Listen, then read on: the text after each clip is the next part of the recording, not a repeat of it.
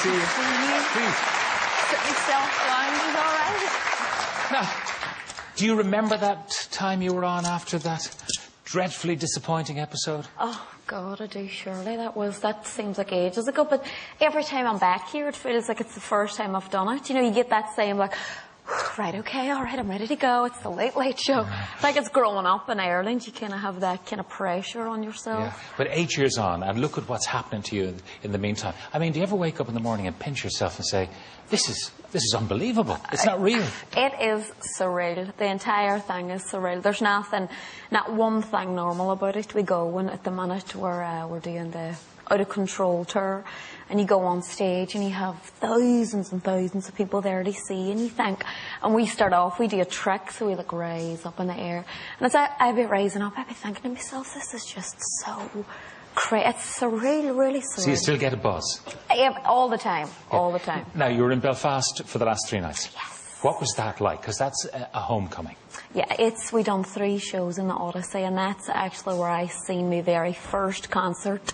Went to see Westlife there, and I just couldn't believe it. I was looking around like, oh, this place is huge. They must be terrified. And I was on the audience watching it. And then, so I always remind myself every time I'm in the Odyssey of how I felt the very first time I went down there. How much more is there in the tour? You've got 2 dates in Dublin. You've got tomorrow night and Sunday night. Yeah. What then? Then we go to Newcastle.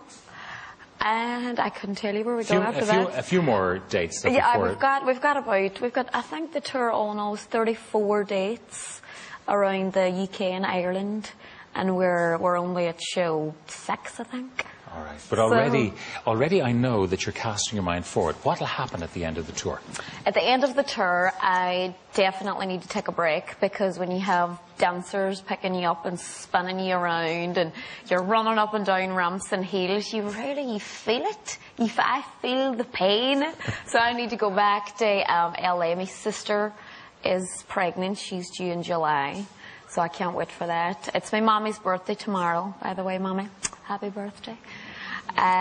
Go back and see them, and because I haven't seen them for a while. They're in California now, so which is really strange to come back to Ireland and not have my mommy and daddy here. Not have them here. Because any time you've been down to do shows here, they always come along. They've been here. They love the crack of it all and coming to see the shows. And you know, when you've been working that hard and you want them to see it and be like, did you see that? And did you see that? And they're not here, so it's definitely strange the first time that's happened. Right. And you personally and professionally are planning something else, I hear. Little birdie told me there's something happening for you. I've actually started, I have a really great publishing company, EMA, that have been really, really good to me over the years and got me to work with really great writers. So I started doing that, going on and writing songs, and you kind of be embarrassed at the start. You don't really know, you're like, oh, I'm not saying that, or oh, I can't say that. And then once I got on it, I realised it was something I wanted to do, writing songs and slightly different styles from Girls Aloud. So I'm probably going to do that, keep writing and keep doing stuff after Girls Aloud. I would suggest to you that within a year we might have a solo album from you. I mean, I have loads of material of stuff to do, loads of songs, but it's just about the timing and about getting it right, and you want to have the right songs that you put out, and you want to have everything kind of right. You don't need to rush anything. Yeah. But still, Girls Aloud, I mean, you're so phenomenally popular. I mean, the biggest thing to come out of, the biggest girl band certainly to come out of any reality show. At the same time, there is a finite life for something like that. Do you think Girls Aloud time is coming to an end? I think Girls Aloud have been so fortunate in the fact that we're not really given. We didn't really put a time on ourselves. We were just willing to work hard, and we always wanted each song that we done to be something that we were proud of as young women, that we could sing the songs and be on the stage and be like, this is great, we're happy with this. And we've always just continued working like that. So we've done 7 years, 6 or 7 albums, 20-something hits. I keep adding them on. Brit Awards. Yeah, there's the Brit Award. I mean, it's unbelievable. Like, you couldn't write that stuff down. So we're just taking every day as it comes. But I think we need to take a wee holiday. We need to take a wee break. Yeah. But the question would be, like all of them, boys don't take a break. Take that, take a break. Now, each of those in turn has come back together again, but it actually led to the fragmentation of the groups for a while. Yeah. Is that likely to happen, that, you know, someone will want to go off and have a baby, someone else will want to travel the world, someone else will want to do this? Yeah. And I think because we all started in the group so early, I was 16, 17, you talked about that way back then.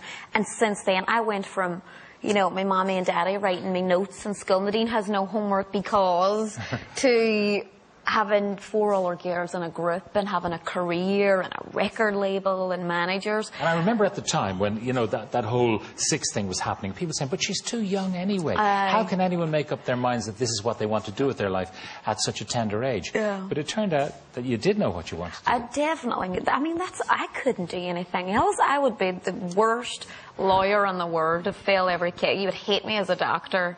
I mean, this is all I have to do, what I'm going to, you know, be good at, hopefully, or what I think is the right direction for me, and singing is it. I know that Cheryl is probably doing her own album as well. Yes, she's going to do, or she's doing the X Factor.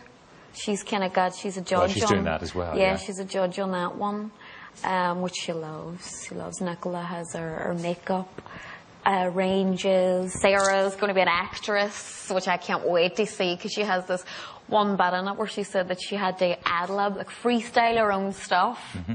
That's going to be funny. That's going to be really, really funny. And Kimberly? Kimberly, I don't know what. I think Kimberly wants to get married and maybe have kids and stuff, and she's quite maternal. Speaking of which, who's your latest fella? Tell me about him. Latest fella? Oh, Pat, you know I get shy about all this stuff. I don't even want to call him my latest. Oh no, he's lovely. He's a great guy. His name's Jason, and he's from California. There's a picture that looks terrible. Yeah. And tell us about him. What does he do? He's now a financial advisor. He played football, American football, for a long time. But that's such a rough sport. And these big, huge guys, and they just beat one another up, basically. That's what it is, and get paid for it. So now he's a financial advisor. Right. And how'd you meet? I met him through a friend, a girl I know from New York, and he played in New York, and I didn't want to go out in LA one night, and she was like, oh, I have a friend from here. And then that was it, and I was in a t-shirt and had a stitch of makeup on and some flip-flops, and I was like, oh my God, why? But he was all right with it. Have you brought him to Ireland yet? He wanted to come for this stuff, but there were so many other people. I wanted to see all my friends and my family and my cousins, and so he would have spent half the time sitting, you know, watching girls gossiping, so it wouldn't have been that much fun for him. Now, you mentioned LA. LA is home now. No. Ireland is home. Ireland. Derry is home. And then I come home to Ireland, and then I have a house in London, and I have a house in California. That's where my family are now. And a bar, restaurant over there. The bar's called Nadine's Irish Miss. Yes. Okay, now, and your folks moved out there to run that for you. Yes, they did. What was it like for them, coming from Derry and just settling in California? I mean, it's an extraordinary move. Yeah, it is, and it's such a different lifestyle too. And nobody done bar restaurants before, really. I mean, everybody had their, you know, their areas of expertise, and that's how it all worked. Everything could come together, and everybody could use what they were good at to create something really, really great. Yeah, where exactly is it? It's in a place called Sunset Beach in Orange County. Sunset Beach in Orange County. Yeah. Nadine's Irish Miss. So if I was to go there, I mean, would I maybe some night find you behind the bar pulling beer? Well, not behind the bar. I tried to go back, and I'm just so useless. They had this like cap thing on, and they were like, oh, go, you know, pour us a Guinness. Oh, this is great. And I didn't take the cap off, and the thing shot out and fell into the glass. And I can serve food, though. I could serve you something. Maybe sing you a song, or, you know. Sounds good to me. Pour you a cup of coffee. And Pat Savage sends his love, by the way. Pat Savage, yeah. Pat is a great pal of mine over the years. Is this the beginning of something else, by the way? Will there be a chain of Nadine's Irish Mist bar restaurants all over the United States? All over the United States. I mean, to tell you the truth, Pat, if I wanted to send myself to an early grave and I wanted to really stress myself out, I would go and open another bar restaurant. I don't want to do that yet. I'm quite happy. The tour's enough, and concentrating on the one bar that we've got already. But music, anyway, is your life. I mean. Music, yeah, it's what I do. It's what I really enjoy.